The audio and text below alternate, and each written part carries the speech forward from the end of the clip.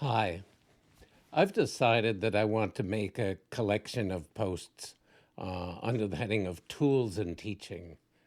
And in these posts that I make, audio and video, I want to start sharing some of the rituals, ceremonies, and exercises that I teach and share with people on vision quests and workshops.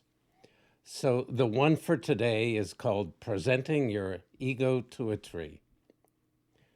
Presenting your ego to a tree. What's that all about? All right, the exercise happens like this. The participants are told that they're to wander out on the land or through the woods until they find a tree that speaks to them. So when they find this tree that speaks to them, they make some kind of a greeting or connecting gesture or words with the tree.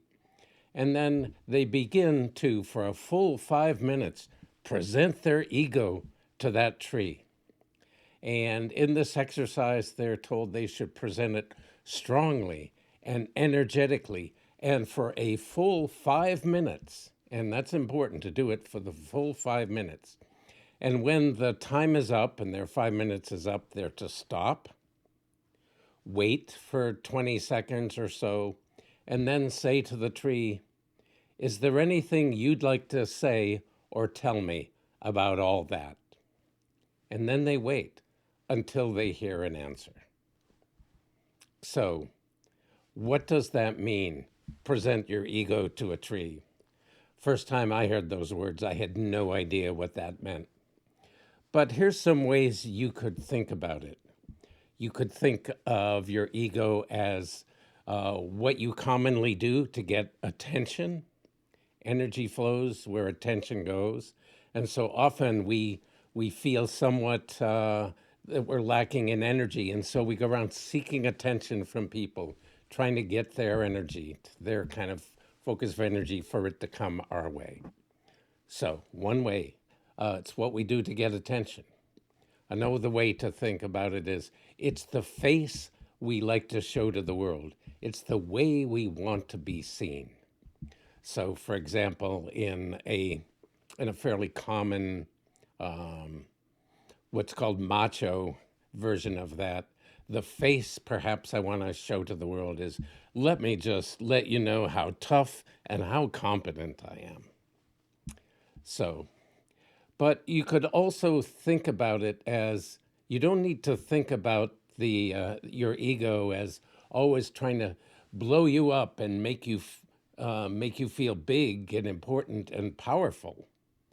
Very often, the face that people show to the world, or we'll just call it your shtick, very often a person's shtick is something more like, well, let me tell you what a hard life I've had. They almost use their wounds and their description of themselves as victim to get sympathy. It works. People, oh, they get so much attention, they get sympathy, or they can use that story to avoid responsibility and avoid showing up in certain ways. So, anyway, we can just say that our ego is our shtick. What we do to get attention, the face we want to show to the world, what we do to present who we are. It is our ego. And in some ways, the point of this exercise is also after fully being in our ego, our conscious, rational, small self in the center of that, then we stop and then we ask for something outside of that to speak to us. It's a way to hear and gather and get connected to energy that is outside of that ego structure. So the first time I ever did this exercise, it was on the tree I found was a big Engelmann spruce, and it was on the side of a mountain, a volcano in central Mexico. Now, for people who know me, my shtick is let me show you how smart and funny I am. I probably developed that in seventh or eighth grade when I was in class, I was very smart, and so teachers really liked me. And so I was afraid that the other students would envy me or feel resentful at this attention I often got from teachers. And so to me, it was a way of I would make them all laugh. I'd become the class clown, and since I was a sort of source of entertainment for them, I could be fairly popular. So anyway, I come up to this Engelmann spruce. I connect with it, and then and I just start laying it on strong and heavy, just telling that spruce tree how smart and funny I am.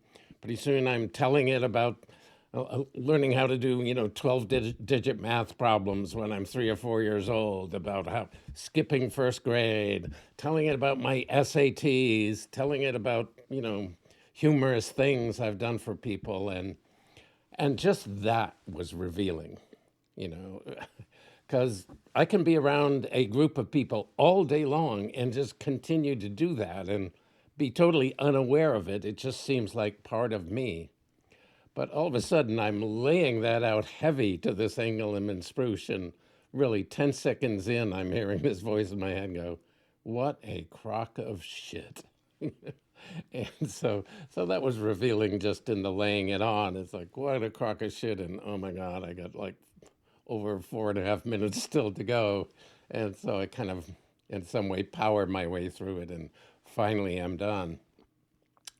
And at that point, I stop, um, let that energy settle. And then I look up at the tree and speak to it and say, "And is there anything you would like to tell me about all that?" And I listened for a little bit and I just heard this voice say, "Is any of that going to help you when it's time to die?" I was not expecting that at all.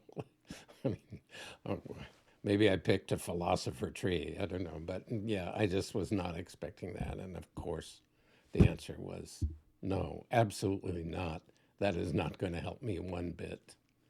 And it just really had me like settled into, in some sense, in the big scheme of things, how useless all of this was in terms of my big relationship to the universe or the mystery, how useless all of this was. And then I settled into that, and just a little while later, I again heard a voice from the tree that said, "I think of you as my little brother. So when your time to die comes, remember that you are the son of the mountains and the brother to the trees. And if you remember that, it will help." Oh, it was beautiful.